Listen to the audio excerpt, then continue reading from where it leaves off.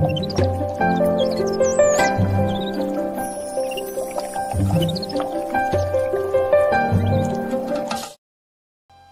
స్తోత్రం.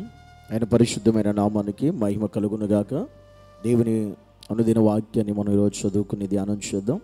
మార్కు సువార్త 4వ అధ్యాయము 24వ వచనం. మరియు ఆయన మీరేమి వినుచున్నారో జాగ్రత్తగా చూసుకునండి. మీరెట్టి కొలతతో కొలుతురో మీకును అట్టి కొలతతోనే కొలవబడును, మరీ ఎక్కువగా మీకు ఇయ్యబడును.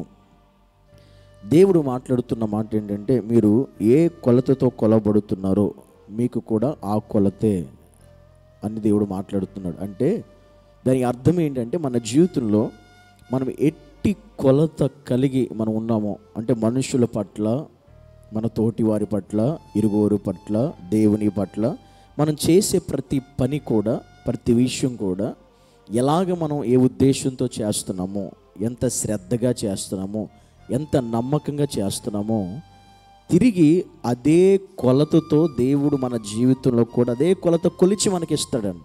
అంటే మనం ఒకటి చేసేటప్పుడు బాగా నమ్మకంగా, యథార్థంగా, మంచిగా, శ్రద్ధగా మనం చేస్తే దేవుడు నీకు కూడా అదే కొలతతో నీకు చేస్తాడంట. అది నువ్వు మనుషులకి చేసిన, దేవుని విషయంలో చేసిన సేమ్ అదే కొలత నీకు వస్తుందంట. ఒకవేళ నువ్వు అసూయతో, స్వార్థంతో, వేరే ఉద్దేశంతో, కపటంతో నువ్వు చేసావు అనుకో, సేమ్ అదే కొలత మళ్ళీ నీకు దేవుడు ఇస్తాడు. అదే ఇక్కడ మాట అర్థం, ఈ వాక్య అర్థం అదే. అంటే మనం ఏంటంటే మనకైతే ఒకలాగా, కానీ ఎదుటి వారికైతే ఒకలాగా మనం కొలుస్తూ ఉంటాం. కొలతలు ఉంటాయి మనకి కొన్ని విషయాల్లో. మనవారైతే ఒకటి, పొరుగు వారైతే ఇంకోటి, మన ఇంట్లో వాళ్ళైతే ఒకటి, పక్కింట్లో వాళ్ళు అయితే ఒకటి, మన సంఘములో అయితే ఒకటి, పక్క సంఘములో అయితే ఒకటి, లేదా మనతో ఉండేవారైతే ఒకటి, కొంచెం బయట ఉండేవారైతే ఒకటి. ఈ విధంగా మన కొలతలు కొన్ని ఉంటాయి మన లైఫ్లో, మన జీవితంలో. అలాగే మనిషి కొన్ని కొలతలు పెడతాం, మనం కొన్ని కొలతలు కొలిచి చూస్తాం కదా. దేవుడు ఏమన్నాడంటే, మీరు ఏ కొలతతో కొలుస్తారో మీకు కూడా అదే కొలతతో నేను కొలిచిస్తాను అని దేవుడు స్పష్టంగా ఈరోజు మనతో మాట్లాడుతూ ఉన్నాడు. ఎందుకంటే మీకు ఒక చిన్న కథ చెబుతాను, ఒక చిన్న స్టోరీ. ఒక కాంట్రాక్టర్ దగ్గర ఒక వడ్రంగి మేస్త్రి పని చేస్తూ ఉండేవాడండి. ఒక కాంట్రాక్టర్ దగ్గర వడ్రంగి మేస్త్రి పని చేస్తూ ఉండేవాడు. ఈ వడ్రంగి మేస్త్రి పని చేసేటప్పుడు చాలా కాలం నుండి ఆ వ్యక్తి దగ్గర పని చేస్తున్నాడు. కాంట్రాక్టర్ దగ్గర చాలా నమ్మకంగా చేస్తున్నాడు. ఇంకా అతడు రిటైర్డ్ అయిపోదాం అనుకునే సమయం వచ్చింది. ఇంకా నేను రిటైర్డ్ అయిపోతానని చెప్పి ఆలోచన కలిగి, ఇక నేను కష్టం చేయలేను అనుకుని ఆ కాంట్రాక్టర్ దగ్గరికి వెళ్ళి, ఓనర్ దగ్గరికి వెళ్ళి చెప్పాడంట, సార్ నేను రిటైర్డ్ అయిపోతున్నాను, ఇంకా నేను చేయలేను అని చెప్పాడంట. అంతవరకు కూడా అతని దగ్గర చాలా నమ్మకంగా, యథార్థంగా పనిచేశాడు. అయితే ఆ కాంట్రాక్టర్ అన్నాడంట, ఓకే నువ్వు రిటైర్డ్ అయిపోతున్నావు కాబట్టి చివరిగా నాకు ఒక పని చేసి పెట్టు, ఇంకా ఒక్క పని చేసి పెట్టు, తర్వాత నువ్వు రిటైర్డ్ అయిపోవచ్చు, ఇంక నేను ఇబ్బంది ఏం పెట్టను అని చెప్పాడంట.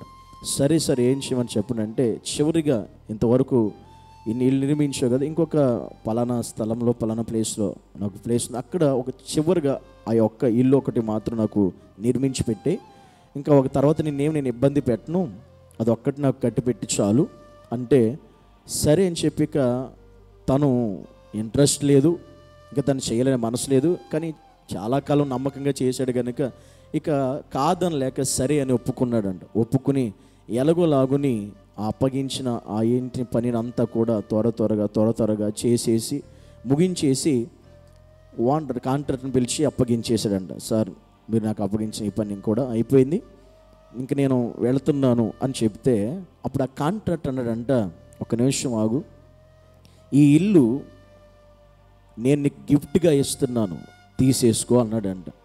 ఎందుకంటే ఇంతకాలం నా దగ్గర పని చేసావు కనుక, నా దగ్గర యథార్థంగా ఉన్నావు కనుక, నమ్మకంగా ఉన్నావు కనుక, నీ కోసమే ఇది, అందుకే నేను కట్టమన్నాను, నీ కోసమే ఇది నేను చేయమని చెప్పాను కనుక నేను నీకు ఇస్తున్నది తీసేసుకున్నాడంట. అప్పుడు ఆ కాంట్రాక్ట్ వడ్రంగి మేస్త్రి చాలా షాక్ అయ్యాడంట. ఎందుకు షాక్ అయ్యాడంటే, అయ్యో ఇది నా కోసమా, నా కోసమైతే ఇంకా నేను బాగా డిజైన్ చేసుకునేవాడిని కదా, నేను ఇంకా బాగా తయారు చేసుకునేవాడిని కదా, ఇంకా బాగా ఇంట్రెస్ట్గా కట్టుకునేవాడిని కదా, ఇంకా మంచిగా దాన్ని నిర్మించుకునేవాడిని కదా అప్పుడు ఆలోచన వచ్చిందంట. దీన్ని బట్టి మనకు అర్థమయ్యేది ఏంటంటే, మనకి ఎప్పుడైనా మనం ఏ పని చేసినా, ఎక్కడ చేస్తున్నా చాలా నమ్మకంగా ఏ కొలతతో మనం చేస్తామో తిరిగి అదే కొలత దేవుడు మనకి ఇస్తాడు. ఇవి అడ్డంగా ఉన్నప్పుడు ఈ ఒక్క చివరి పని ఏదో చిరాగ్గా, ఇష్టం లేక, ఇంట్రెస్ట్ లేక ఆ రకంగా చేసేసాడు, ఇచ్చేసాడు. కానీ చివరికి ఆ వ్యక్తి అన్నాడు, ఇది నీ కోసమే అన్నాడు. అప్పుడు చాలా బాధపడ్డాడు, చాలా కృంగిపోయాడు. ఎందుకనంటే, అయ్యో నా కోసమే అనుకుంటే నేను ఇంకా బాగా టైం వెచ్చించి, ఇంకా బాగా నేను టైం స్పెండ్ చేసి, బాగా ఆలోచించి, ఇంకా బాగా నిర్మించుకుని అందంగా తయారు చేసుకునేవాడిని కదా, ఇది నాకని తెలుసుంటే. నిజంగా మన జీవితంలో కూడా అంతే.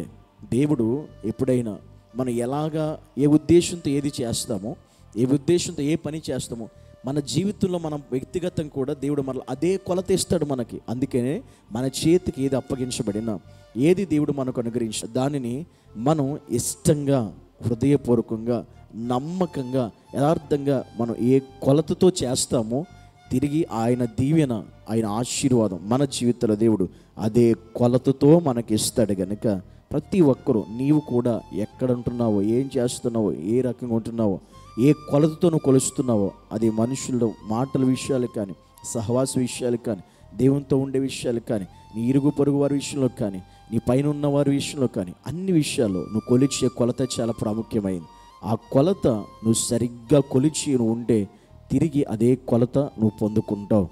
అప్పుడు నువ్వేం చేయాలి, నేను ఎంత తెస్తున్నాను లేదా ఇంత చేస్తాను కనుక తిరిగి నాకు ఇంత వస్తుందనే ఉద్దేశం నీకు ఉన్నప్పుడు నువ్వెంత క్వాలిటీతో, ఎంత క్వాంటిటీతో నువ్వు చేయడానికి ఇష్టపడతావు అనేది అప్పుడు నీకు అర్థమవుతుంది. అందుకే నువ్వు కొలిచే కొలతే తిరిగి నీకు కొలవబడుతుంది అనే విషయం గుర్తుపెట్టుకుని మన అనుదిన జీవితంలో మనం జీవించాలి. కళ్ళు మూసుకుందాం, ప్రార్థించాం. అలా మనం ఉన్నామా, లేమా? పరిశుద్ధుడైన తండ్రి, నీకు వందనాలు. ఈరోజు నీ సన్నిధిలో ప్రభువా ఒకసారి మమ్మల్ని జ్ఞాపకం చేసుకోండి. నీ సన్నిధిలో మమ్మల్ని మీ చేతికి అప్పగిస్తున్నాం. నిజమే, మేము ఏ కొలతతో కొలుస్తున్నాము అదే కొలతో నువ్వు మాకు కొలుస్తావు. అది మనస్సును పెట్టుకుని జీవించుట మాకు నేర్పించి యేసయ్యా. ఒకరి పట్ల ఒకలా మేము కొలవబడితే అది మాకే నష్టం, తిరిగి అదే మేము పొందుకుంటాం. కనుక మేము అలా కాకుండా నీ సన్నిధిలో మేము అందరి పట్ల ఒకే మనస్సు కలిగిన వారిగా జీవించే భాగ్యము దయచేయమని యేసు నామమును బట్టి ప్రార్థించి అడిగి వేడుకుంటున్నాము తండ్రి. ఆమేన్.